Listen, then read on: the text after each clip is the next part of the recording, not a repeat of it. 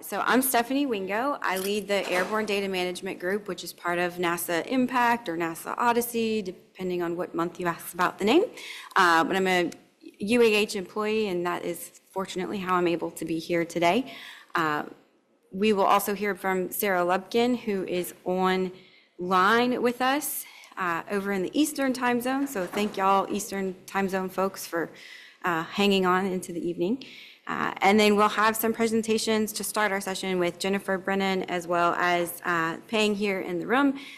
First will be actually a recorded one, so we'll get to that. But the reality of our situation, even prior to January, but especially in the current environment, is that we really must find a way to do more with less. And that's really evident across a variety of agencies, but is very true within NASA's data organization as well.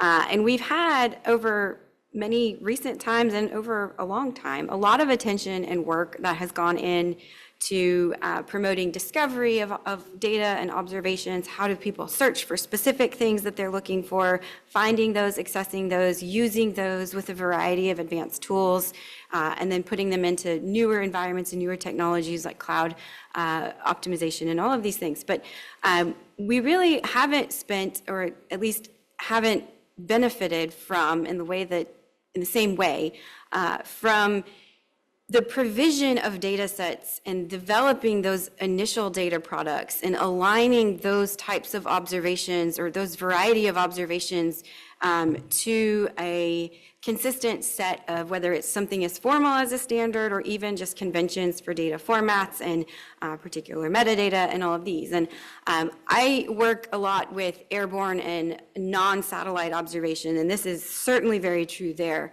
as well. We're not just focusing on that in this session, but it's definitely something that rings true for me.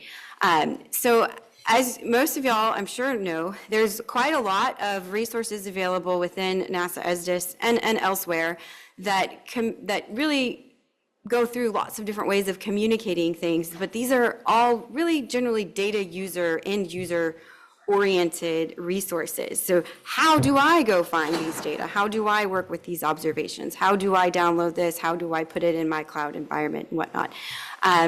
But we've got to actually improve not only those things, but also how do we tackle it earlier on in this data lifecycle? How do we get this changing environments of requirements, new conventions, whether that's associated with cloud optimization or other things, and how can we use what we know works for a communication method and something that gets quickly a point across to someone on how they can go in and use some of these new tools and resources. How do we leverage that sort of modality of communicating to actually support our data producers so that this initial transfer of data can be a much smoother process and ultimately we're able to publish out data in a more efficient and better way that we don't have this back and forth between the initial repository and the data producer. So how we're going to look at that in our session is first we're going to have a look at what are some in place now and some of the actively used and really well established methods of communicating really effectively in those kinds of environments, looking at data users and how do we interact there.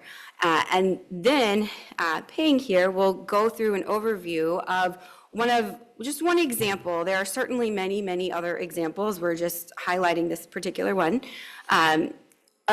There's a lot of complexities in the DPDG, and how do we actually go about implementing those and improving how can we use the DPDG to generate better data products or more useful data products from the get-go. And so the challenge is then going to be in our activity and interactive time, either with DPDG as an example, or if you have another guidance document that is particularly challenging or seems really hard for folks to digest or adhere to, we're going to look at how do we leverage these types of things that Jennifer's going to speak to or other ideas you might have that you bring it here to communicate those things. So first, we're going to have a little bit of gymnastics with the Zoom land. We're going to have Sarah take over. Sarah, are you around? I think so.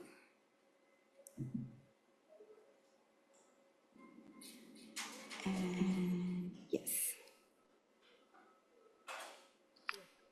But I think I have to reshare now, if you can hear me. Oh, we're going to have to adjust the volume here. I can hear you. It's just very faint, Sarah. We're working on it. Okay. Okay, so I'm going to stop sharing and share again so that I can play the video and have that sound share.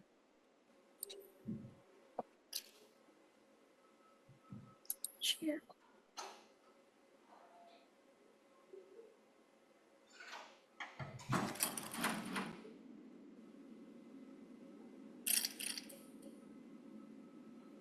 Good afternoon, everyone. I'm Jennifer Brennan, the Estes User and Mission Support Office Lead.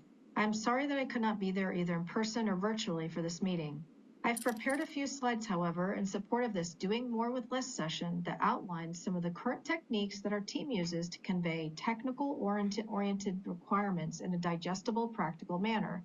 At the end of this presentation, think of ways that these existing strategies for supporting data users could be adapted to support our data producer community in understanding the data product development lifecycle outlined in the Data Product Development Guide for Data Producers, or DPDG.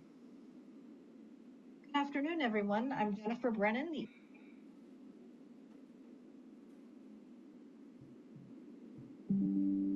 the Estes User and I'd like to start with some of the key strategies that our team in the Estes project undertakes to communicate requirements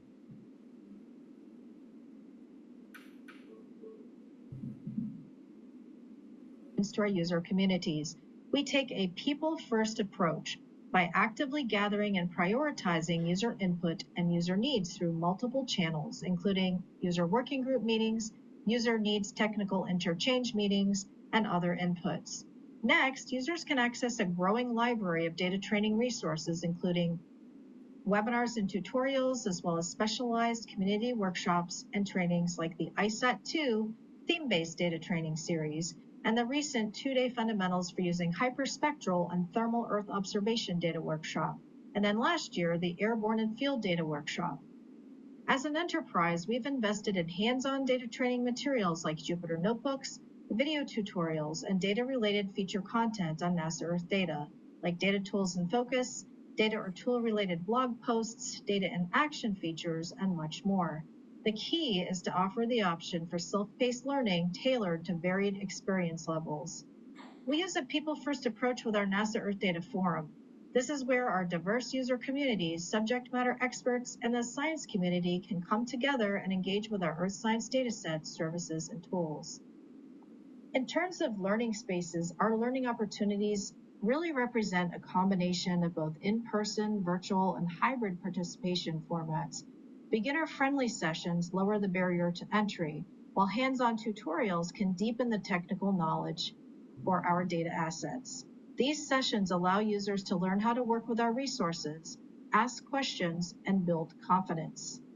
We know that multidisciplinary research often requires using a variety of different tools for data in various formats and from different data providers.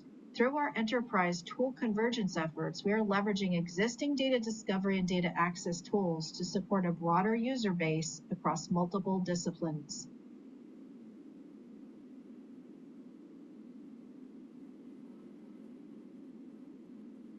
Through Estes enterprise efforts, we evaluate, discuss, and prioritize user needs that impact our diverse data user communities. Many of the working groups providing user input are representative of our discipline-specific user communities, like the DAC user working groups. Distributed Active Archive Centers, or DACs, are discipline-specific data centers whose working groups are comprised of different types of community members, ranging from academia, science teams, and also partner agencies. Feedback from the input sources and activities I mentioned is not just collected, it drives decisions. We incorporate user input into the planning for resource development and enterprise initiatives. The goal is to address high-impact user needs while also maximizing limited resources.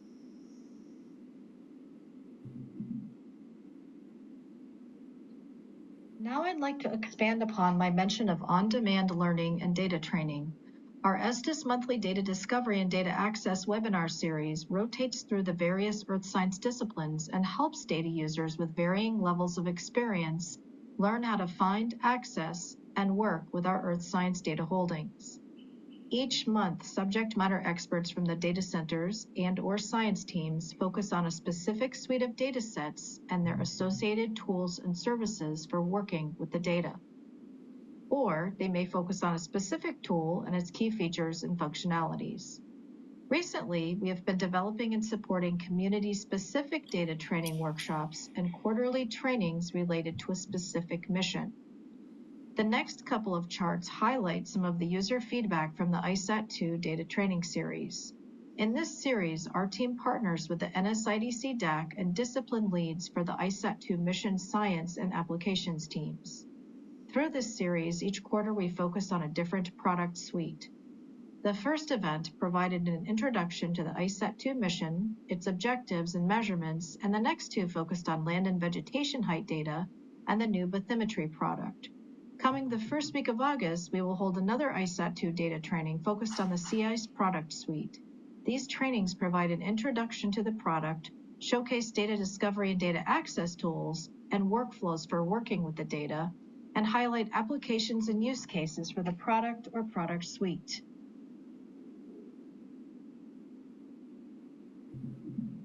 The feedback here is derived from optional polling question responses from the first three ISAT-2 data training events and only represents responses received from the unique participants. The total participation for each event was higher than this, but duplicates were removed since these results are derived from this training's standard polling questions.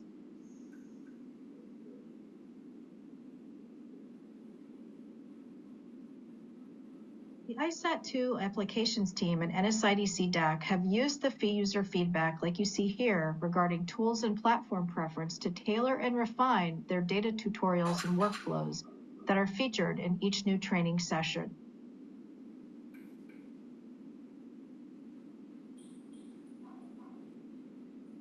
You'll also find a whole host of data recipes and tutorials on the Earth Data website.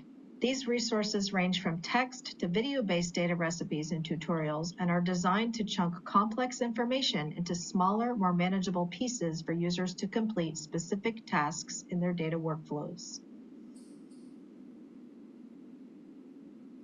You'll also find a whole host of data recipes and tutorials on the Earth Data website. Now let's transition to some of the Earth Data website technical data-related content that is designed to support our users. Data content ranges from major dataset release feature articles, data alerts for things like dataset interim version updates, tool updates, outages, and more, where our team has written a considerable amount of data tool focus features that include step-by-step instructions for working with various enterprise tools. I've also included a screenshot showcasing a blog post that highlights the recently released NASA Worldview charting tool capability, and also a screenshot of an older data tool and focus feature, and then imagery to support our task's monthly NASA Earth Science Data Roundup.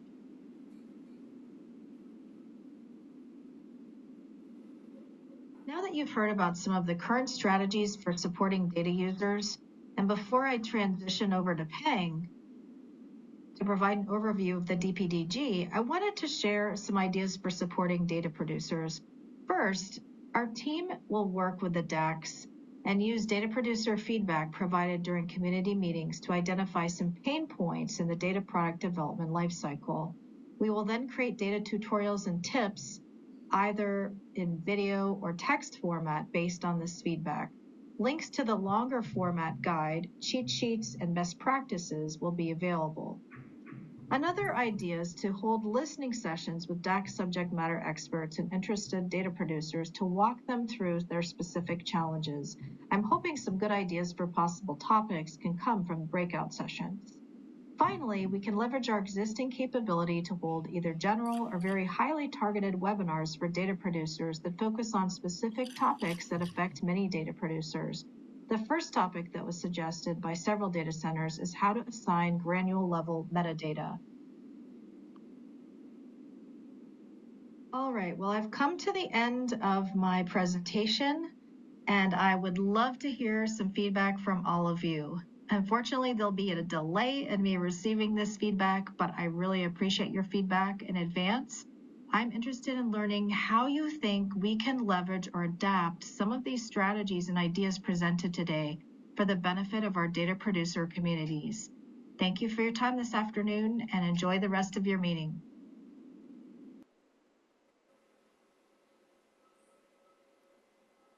All right. Can y'all hear me? Okay. I can hear you. So I know Jennifer is not on with us today, but we appreciate her preparing that slide set and narration for us. Yeah, Leslie. I'm wondering if you could, just for those of us who may not be part of NASA, when you say data producer, can you give some examples? Because, sorry. No, you're okay. Could you please give some examples of data producers? Because in USGS, we would be thinking like a research grade scientist or something like that. So can you give some examples, please? Yeah, well, and yes, that's exactly an example.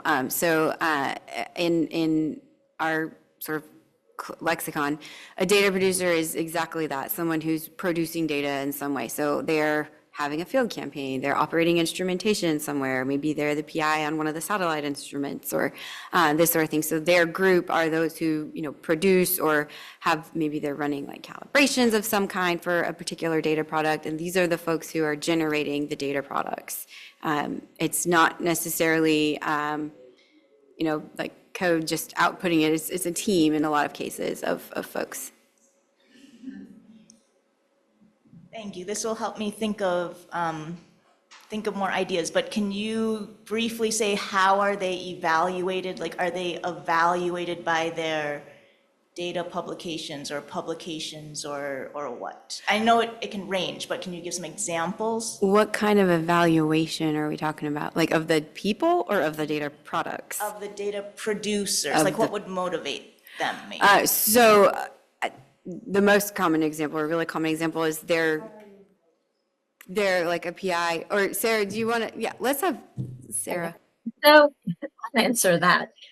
So by data producers, we generally mean someone who is funded by NASA to produce data, and that data is being archived at a DAC. So it may be mission data from a NASA-funded mission like NISAR, which is, of course, NISAR has to produce certain data products, and they are assigned to a DAC for archival and distribution. Or it might be someone who has a ROSES grant to take that NISAR data and produce a derived product. So generally for us, our data producers have been through, the competitive process of being awarded NASA funding to produce their data and have been assigned to a DAC. I had a question about some of your slides about collecting in-user information. So there are a lot of slides on different ways that you collect that information.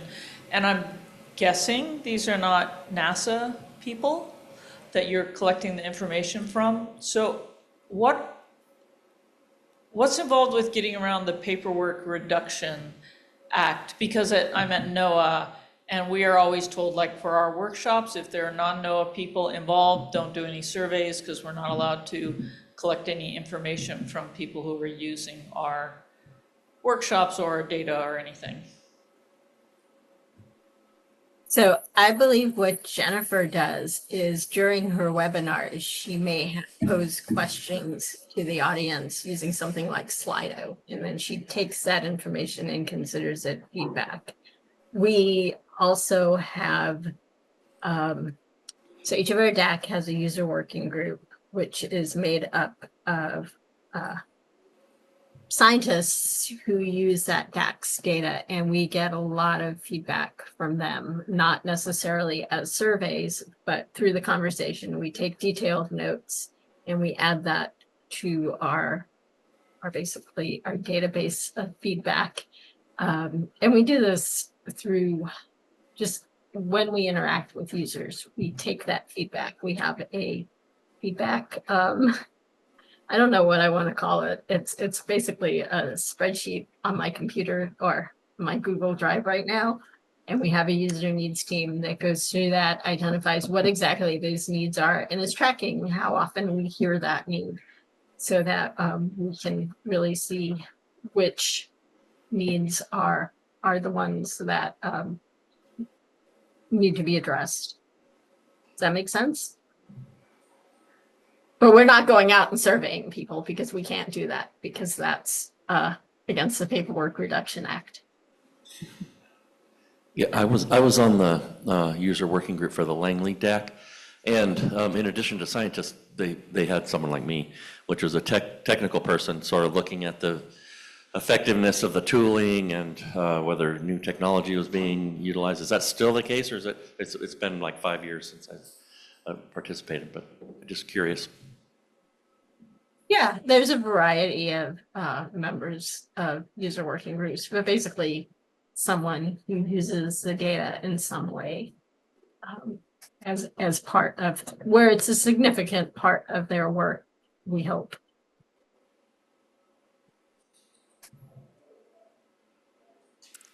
All right. I don't see any online questions. Thank y'all for that. I think that was really good, especially the data producers question for helping clarify. And so next, we're gonna have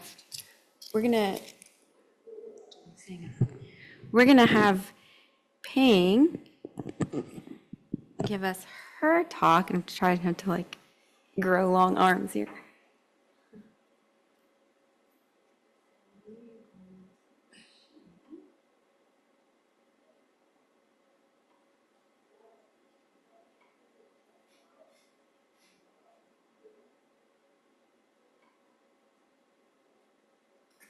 Thank you. Can you hear me all right? Here, I think we can do this. You sure? Yes, this is fine. Hold that the whole time.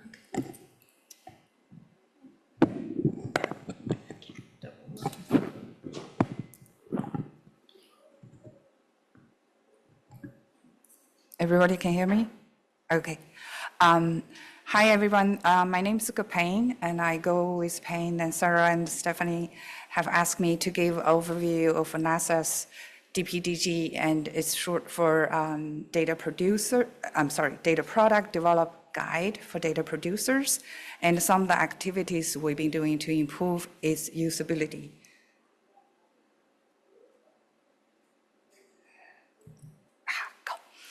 This slide and the next one provides some context on why the DPDG was created, and what is DPDG, and who created, and why we need to do activities to improve its usability. So the NASA product were generated by a variety of teams and also different disciplines, and a standard framework to ensure the consistencies on how it is produced, and it will make it much easier to archive and to present it to data users, and also it helps with search and discovery.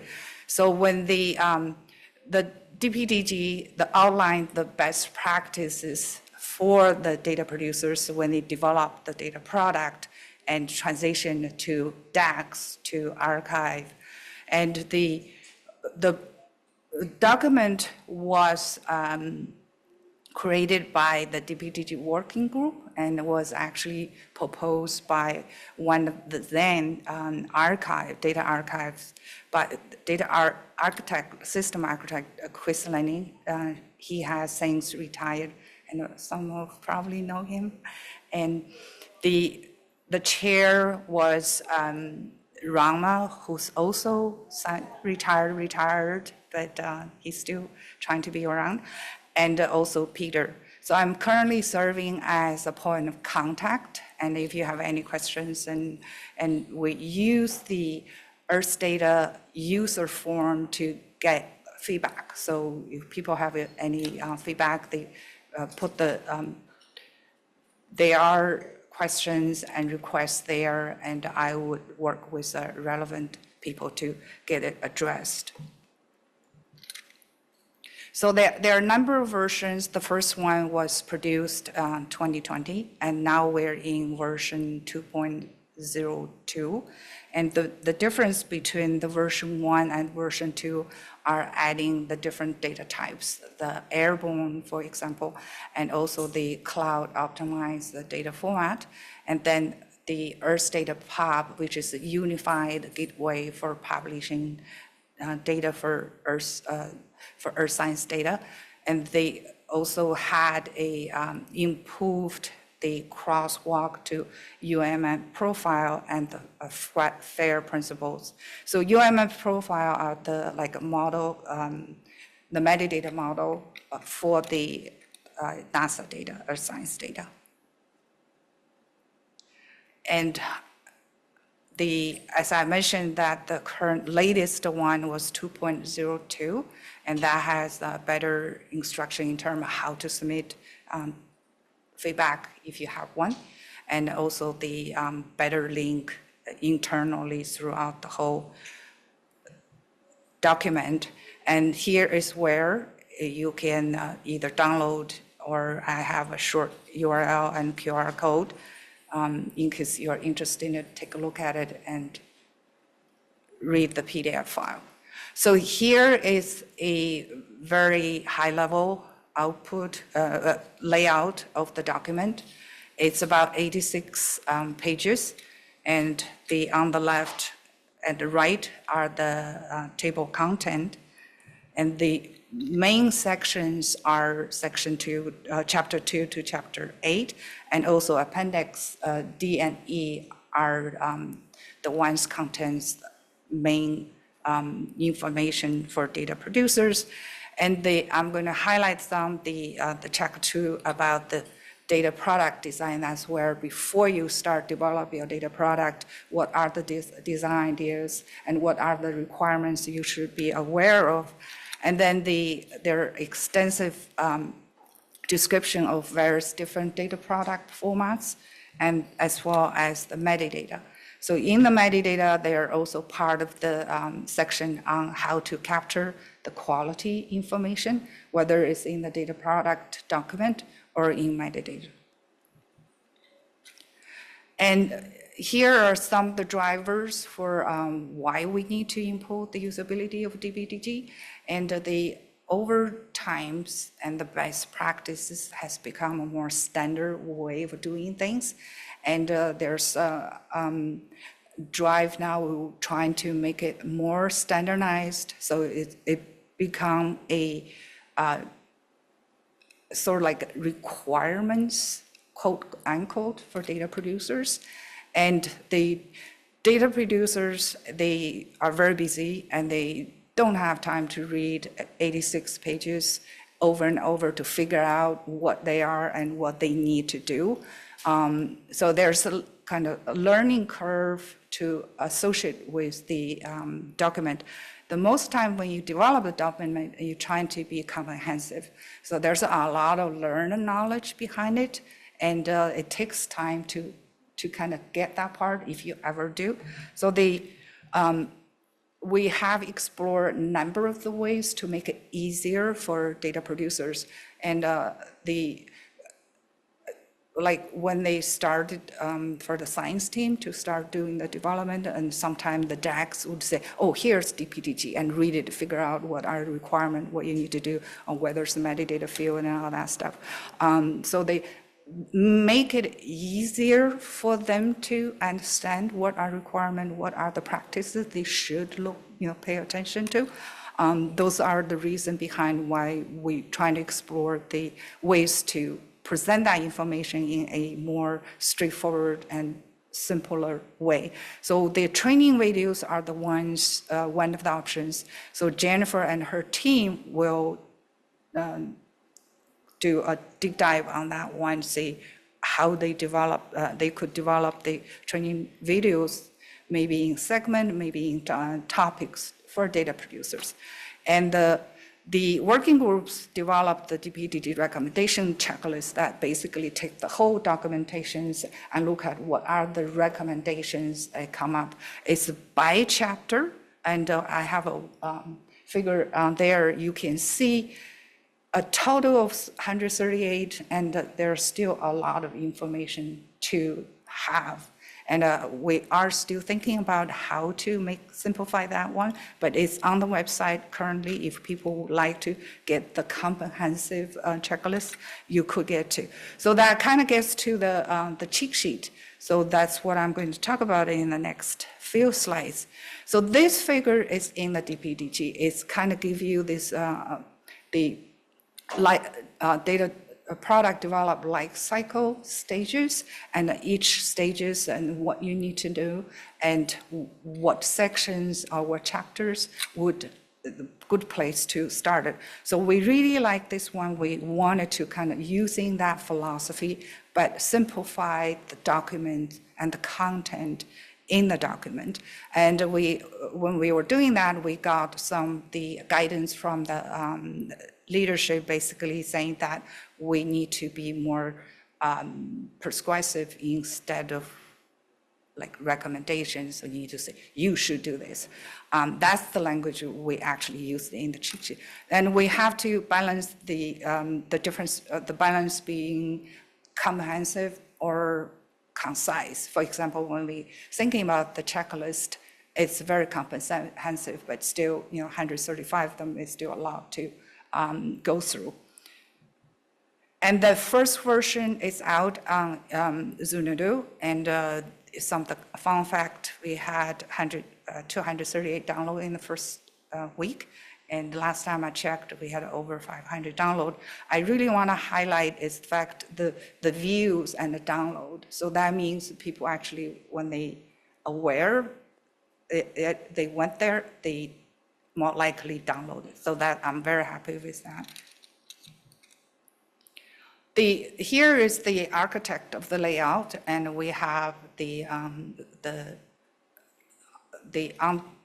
on this first, it's my left.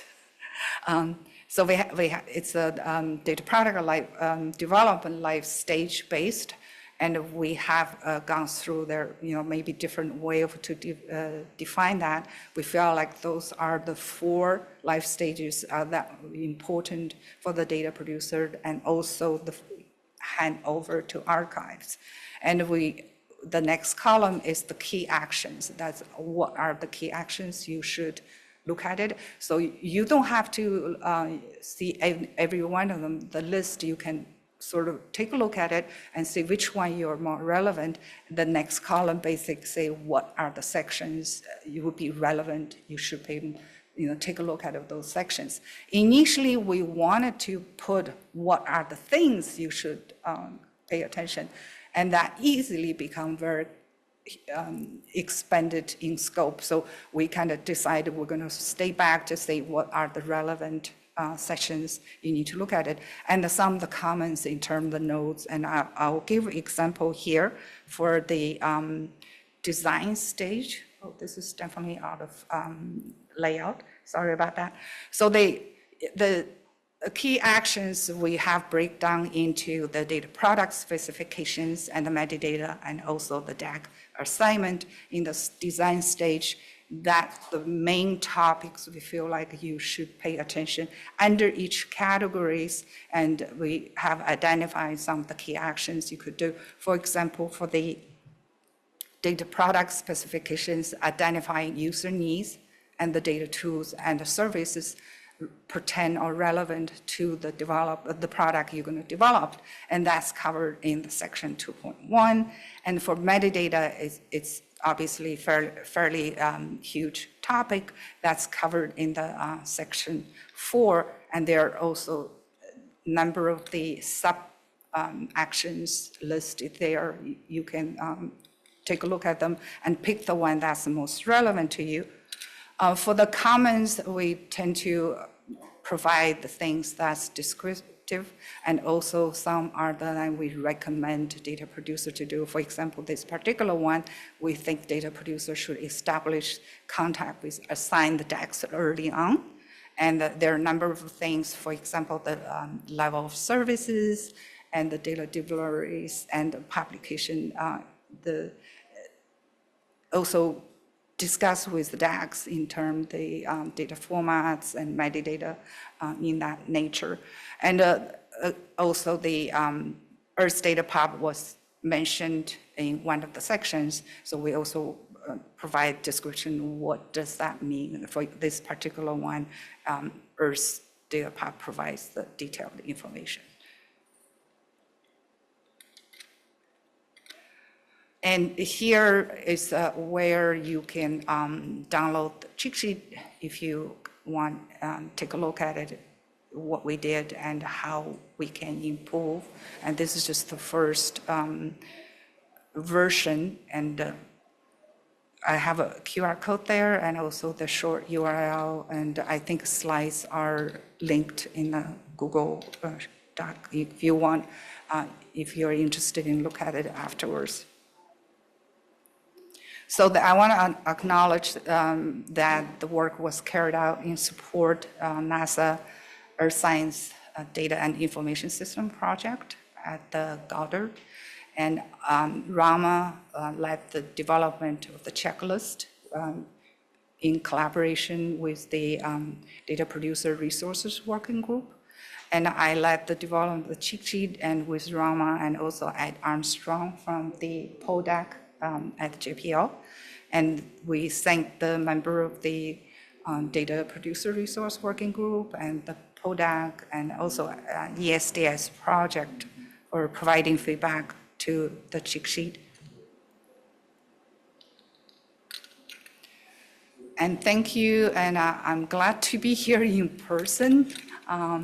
Really excited and look forward to hearing your idea about what we can do to further improve the utility of this particular document, and also generalize ideas on, there are a lot of documents. Another one I'm looking at it is the guidance, another working group developed.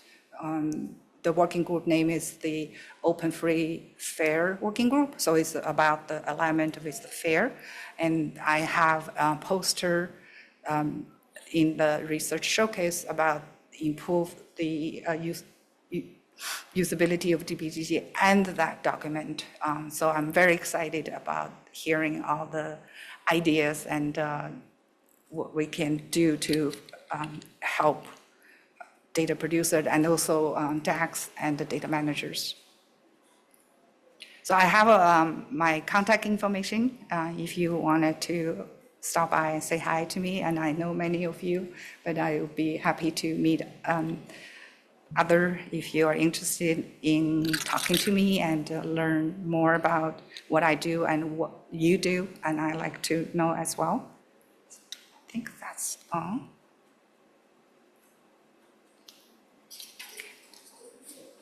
Thank you.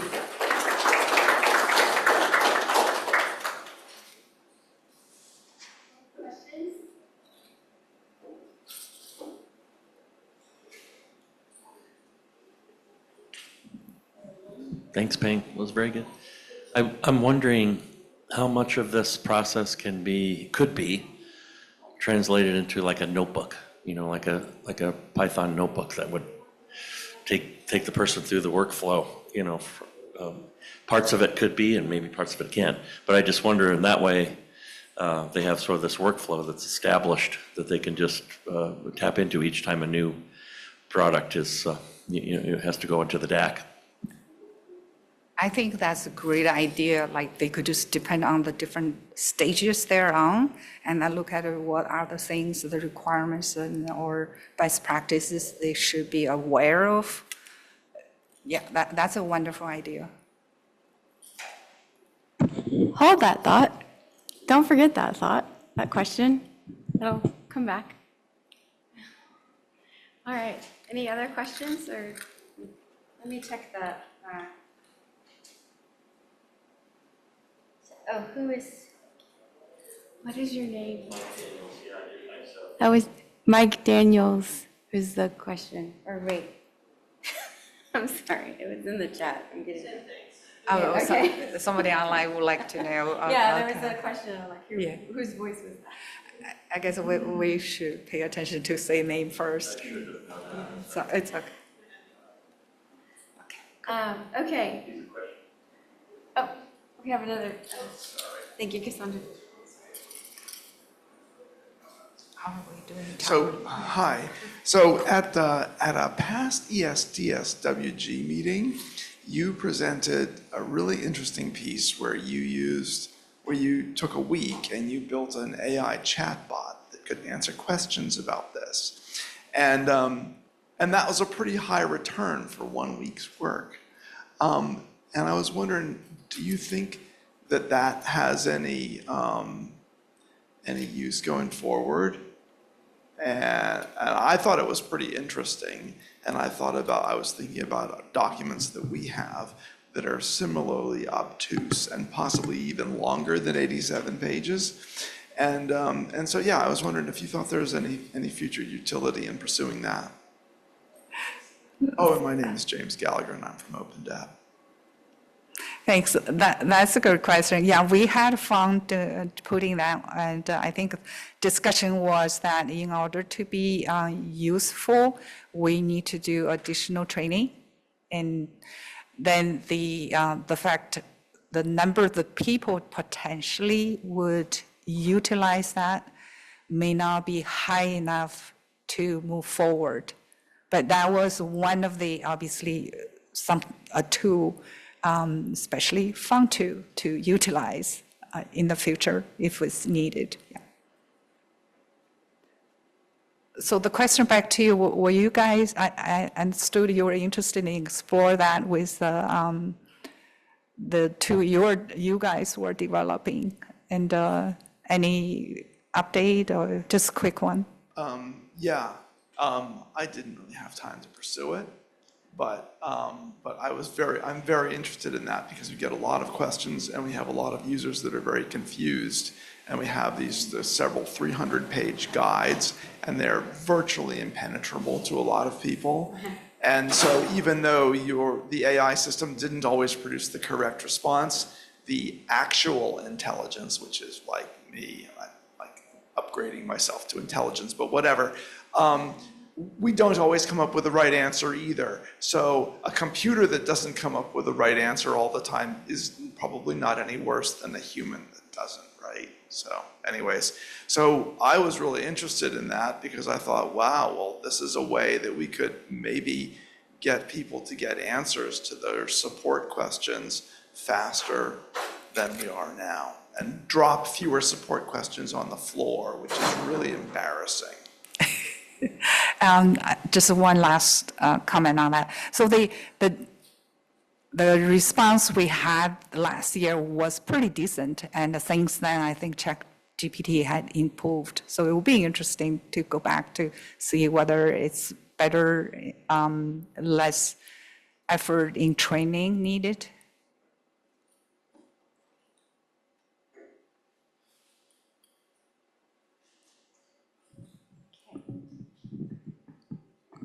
Okay, now we come to the very most fun part. And going to share again from my computer here.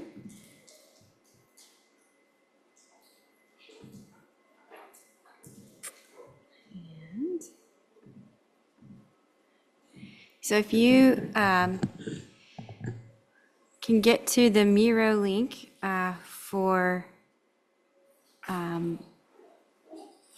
the next part of our session, I'm going to go ahead and give an overview of kind of where we're going next. So we've heard a summary of different communication strategies in place within NASA and ESDIS for engaging data users. We've heard also excellent overview of the DPDG, which is a rather extensive document, but is really important, and we need to foster adherence to that document.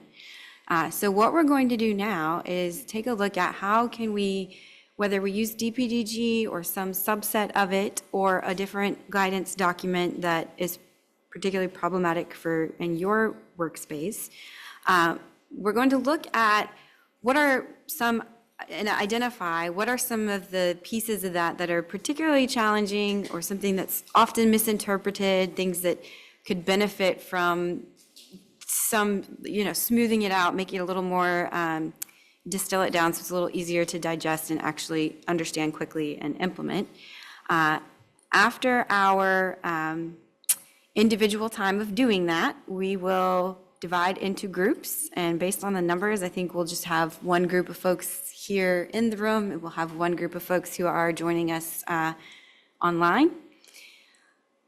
I'll give this details for step 3 when we get there, but basically within each of those groups, we're going to share your individual perspectives, and then we'll go over how you might put together a new approach. So these ideas of chatbots and particular notebooks for like individual pieces or the entirety, and like these are all really great starting points. So I want you to remember that, and please share that and expand on that as we get to that portion of the activity.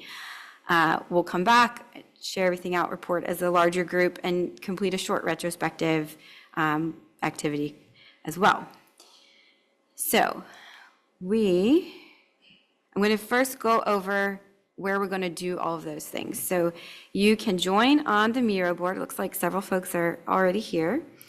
And this is why I'm on this computer and not the conference room computer, because my mouse just makes me lose my mind. So we can zoom out and get a full view of what we've got going on Miro. I'll just loosely indicate this section with the blue background is where we're going to start for part 1. So our individual kind of just dump out your thoughts on what's a problem. And then once we're in our individual groups, our in-room and then remote group, we won't need to use all of these rows.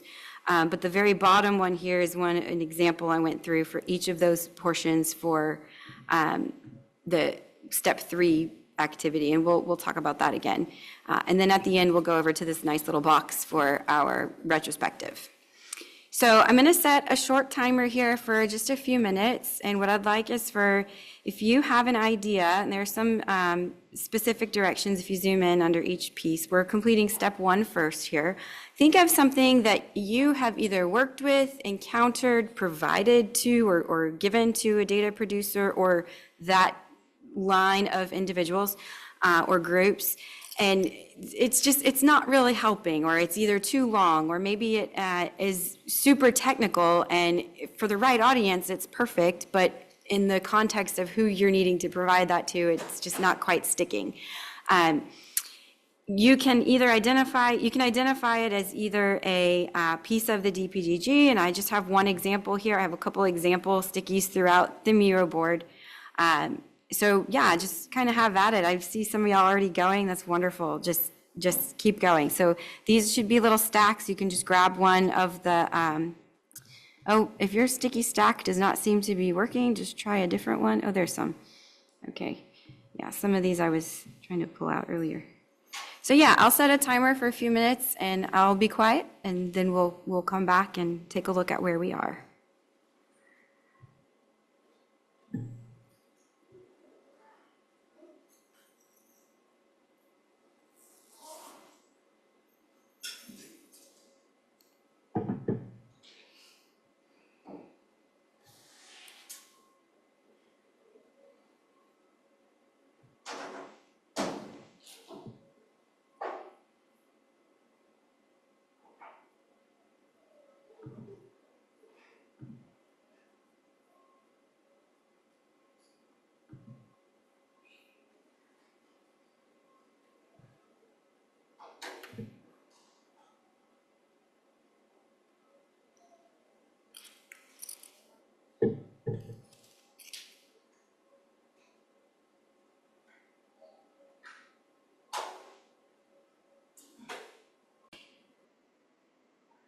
So we have things about, it makes me sleepy, it's very, it's hard to keep it up, hard to keep updated. How do I find just the section I need? Okay, so this is relevant to the NOAA Data Management Handbook as another guidance document, something about archival guidance, constructing URLs to a specific piece of that.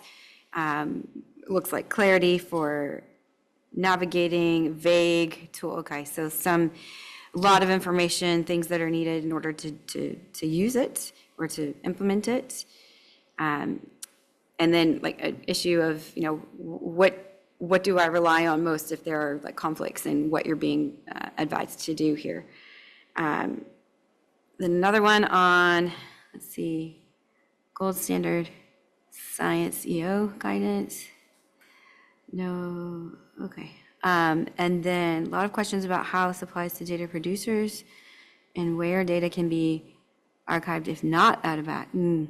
That is a whole other, relevant to SBD 41A. So this is the open science policy, really directive that all NASA-funded data must be made public. And so this is what this piece is in regards to, and that is a really good question. So and another one on USGS fundamental science practices with, oh, great, a link to that document if you're not familiar, including code to work with the data. Yeah, again, this is a common issue as well. How does my specific center interpretation and, clarity there as well. Okay, so what we're going to do, and it may be that, if you have time, maybe your team can address more than one of these, but we're going to split into two groups based on the number of folks here. So we're going to have a group here in the room, and we'll have a group online. And what you're going to do in the first section of this time, which we'll leave about 10 minutes for part one, about 10 or 12, 15, depending on timing, for part two here. So part one, I'd like for you to talk with the folks in your cohort, introduce yourself if you haven't yet, share what kind of things you added to those blue sections on the Miro board. What is it that makes it a difficult thing to get across, to communicate? And any of your initial thoughts on how to improve that, such as the examples we've already heard about. Then, after we've kind of had this, amalgaming of ideas in a sense there, we're going to have each group will work through these 4 sections of the board. So we'll really only use the first 2 here. I'll scroll down to this bottom portion where I had worked through an example saying that the one particular section overwhelms. And so what are some of the pain points? Is not unlike some of the comments y'all have added as well. And so wanting to understand what applies to my particular data and how to assign acceptable names for things like variables or whatever. Capture as specific as you can. You don't have to get down to like the character on the page, but what about it makes it hard? Like it's big and long. Well, why is that hard? What is the point of that, the piece of that makes it challenging? And then represent some of the discussion you'll have in your group with ideas for addressing that. So one example would be, well, if this part is particularly verbose, having like miniature sections, and the cheat sheet guide and even the checklist are also great examples of trying to do exactly that.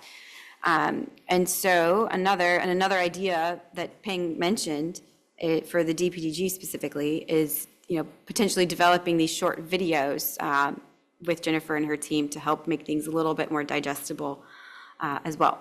So then we get to methods, and these are things like, how do we actually address that? So do we put a tutorial together? Do we make a simplified checklist? Do we generate or produce a notebook or series of notebooks for each item? Do we look at something like a chatbot? Do we have resource and time to put into training that and ensuring that it's providing reliable responses? And so that's what we'll put on this green section on your group board. And then this last piece would be key inputs or key content pieces. So if you're if you're working to put together, say, a video, you'll want to have some visual that's a big part of that video. And so just having ideas here to capture what would those key visuals be. If it's something for, like, in the case of like a notebook and going through, well, what are some of, maybe you have code snippets that go in and checking, or how would you validate a piece of that particular data format and that sort of thing. So those would be key content items to include in your approach. So if we haven't already, let's go ahead and divide our session. I think Sarah's going to go ahead and lead you online folks. So Sarah will walk through all of what we just did. You can reference the slide here. I will share that again in the chat for to remember kind of the key areas that we're working towards. And yeah, so we'll spend about, I'd say spend about 10 minutes on the first portion and then about 10 or so on the second portion. And then we'll come back and discuss as a group. So.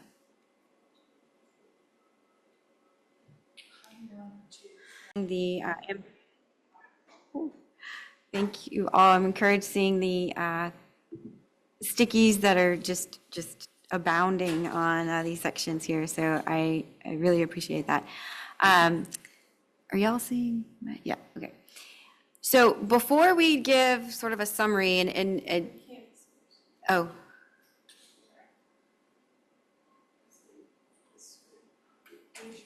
Oh, am I not sharing? Oh, thank you.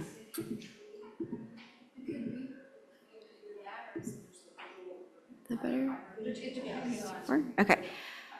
So as we look to wrap up here, and we'll be discussing and kind of giving like a report out and summary of what we've all just been talking about. This was another thing I think would be helpful to us as putting the session together and looking at ways to have continued conversations about these topics. On the right-hand side of that Miro board, you'll see kind of a cross section you can fill in. There's, something you learned today in this time, something that surprised you, what could be like next steps and things, which I think are these wonderful discussions we're having. And then if there was something missing or something that you think, a session that sounded like this should have had that there, and we didn't talk about that. So go ahead and kind of, as you're able, fill that in for us. This is really helpful in, dealing with session as well. AI is this is great. Okay, so Sarah and folks in the online group, do y'all want to go through and kind of give a summary of your 4 sections here?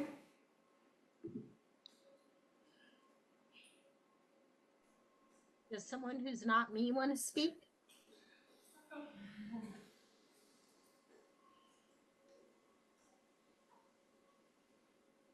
No. Okay. No, that's a big no. Okay. So we didn't choose one of the blue sections.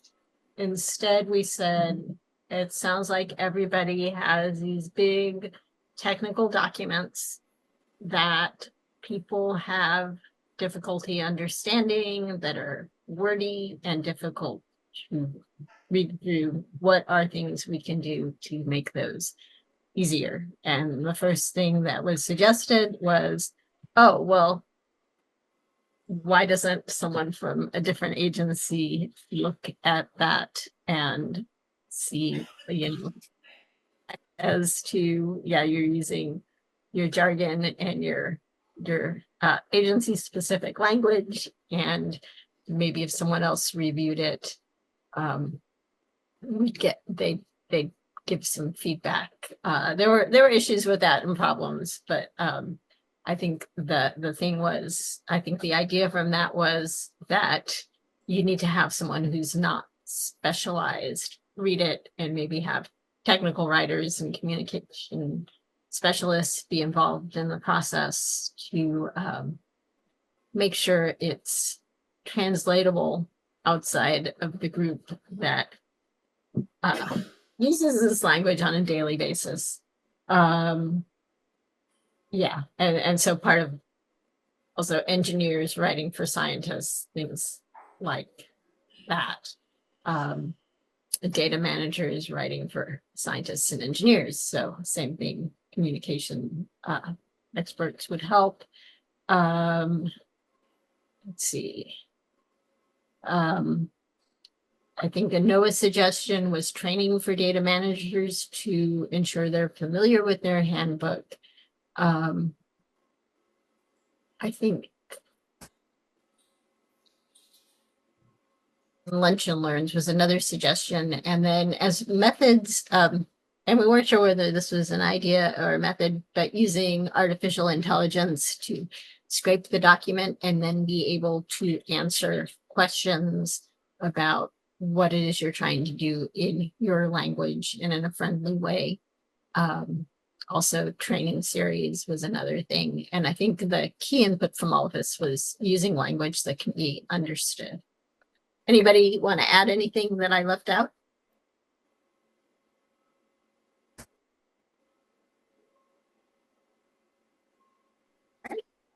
You did a great job. Thank you. All right. Does anyone here in the room want to talk for our group? We had a lot of good discussion. Someone just speak through things. Or am I going to do that? Oh, okay. Thank you, Kristen. Introduce yourself, short, brief. Hi, I'm representing the in-person group. I'm Kristen Slobby, relatively new affiliate with NOAA and CEI. And let's see, yeah, I think we tried to, since we have a variety of colleagues here from outside of the government and even within different agencies within the government, we tried to think of like general pain points. So the general I guess complaint is we generate these really long documents that try to be very comprehensive, but what do I specifically need to know, and are our users actually going to be able to have the time to read that entire document? Sometimes it can also be quite dense, maybe using language that's hard to understand for data product developer. Let's see, what else? I think we talked about, some documents could maybe use like a little bit of copy editing, like broken hyperlinks, just kind of add to frustrations of like, it's a long document and now, I can't jump from the table of contents to chapter 5, for example. And then, if you have questions, where do you even go to get additional information or help? That's sometimes unclear. And then, I guess in contrast to what we saw with, the NASA example, for example, with the NOAA Data Management Handbook, we don't really have a checklist or a cheat sheet to rely on. But then, if someone creates an accompanying checklist on their own, you run the risk of having that become out of date as the actual official data management handbook goes out of date. And does anyone else want to take over ideas, or should I just keep going? You're doing great. Okay, I guess Keep going. I'm just going to keep going. So some ideas about how to make improvements. Ideas like using Jupyter Notebooks to automate and standardize workflows can be helpful. Quick start guides can, really maybe reduce the barrier to entry.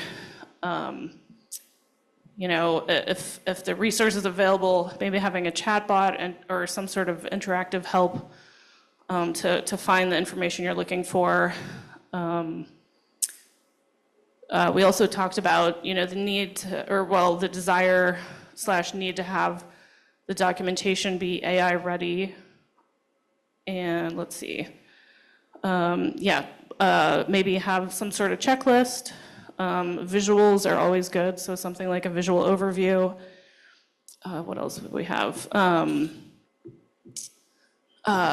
Let's see, putting the guidance or requirements in the RFP guidance. Actually, can someone remind me what RFP stands for? The request for proposal. Oh, request for proposal, thank you. And then maybe, having online forums where users can communicate with questions. And yeah, we talked a lot about pain points. I mean, I guess one way to combat or improve this area is, getting feedback from individuals outside of the group that's generating this documentation. Maybe that could be with, maybe outside of the agency, or even with, if we're talking about a federal agency, even within an agency, someone who's not as involved with, the actual generation of data management guidelines, but, they have to use it, and how easy is it for them to use? And yeah, I think that's where we left off. Thank you, Kristen. I really appreciated this. I just applause for everyone for discussion and input here. I very much appreciate that, and I think it's been a good discussion. So just a quick look at what's been populated on our little retro board here. I think my big takeaway, honestly, is that, we're all kind of dealing with similar challenges, and how are we going to approach this, I think is something that's useful across no matter what kind of hat you wear. So I really, I think that's my biggest pull away here. But how many folks are available to help? That could go in a few different ways, and fun to hear about other agencies. Yeah, so I think that we have a lot of interest to continue these types of discussions. Obviously, we've kind of we'll be right up at the session end time here, so that's great news for that. And I think that we're here at ESIP in various modalities today, right? Some of us are here in person, some of us are joining online, and unfortunately others aren't even here, but it just shows that we're really it's that much more important that we tackle these kinds of problems when we're, in a time when we don't have really the same support to do this support.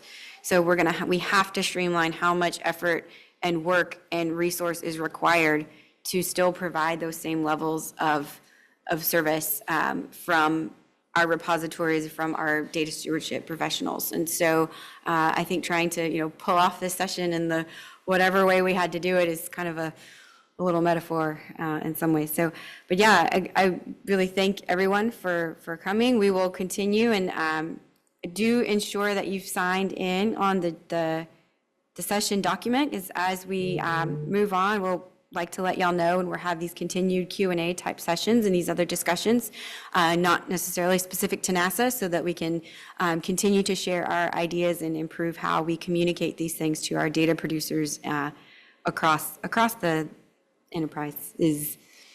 And I would like to give a very special note of thanks to Cassandra here, our ESIP fellow, for helping facilitate all of this with our crazy requests of multiple computers to speak to Zoom and all of this. So thank you very much. If we can applaud for her. Yeah. Sarah, I'd like to let you have kind of the last word here, as you're also our chair. No, I didn't think of any last words. Thank you, everybody, for participating, and it's been weird being online, but it was really great to hear from NOAA and USGS, and not just NASA people. And hopefully we can meet each other in person sometime soon. All right. Thank you, everyone. Have a great rest of your ESIP.